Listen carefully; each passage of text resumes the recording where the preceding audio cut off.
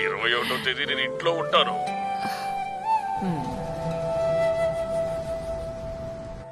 ఇలా చూడు, భర్తతో ఒక మాట కూడా అడగకుండా ఇంకొకరికి బంగారం ఇవ్వడం తప్పే కదండి. అయ్యో, ఇప్పుడు అది కాదు సమస్య.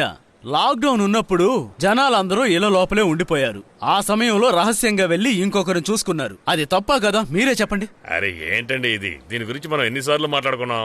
ఇప్పుడు ఈ సమస్యకి పరిష్కారం చెప్తారనే కదా రమ్మన్నాం. సరేనా? ఏమంటావు రషీదో? అవునండి, ఇది అమ్మాయి జీవితం విషయం కదా.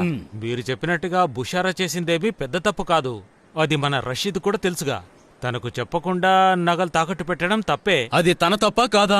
అదెలా తప్పవుతుంది? ఆ నగలు మా నాన్న నాకిచ్చిందే కదా. నువ్వు కాసేపు ఊరుకుంటావా? అది మీ నాన్న నీ భర్తకే కదా ఇచ్చారు. లేదు, అవి మా నాన్న నాకిచ్చారు.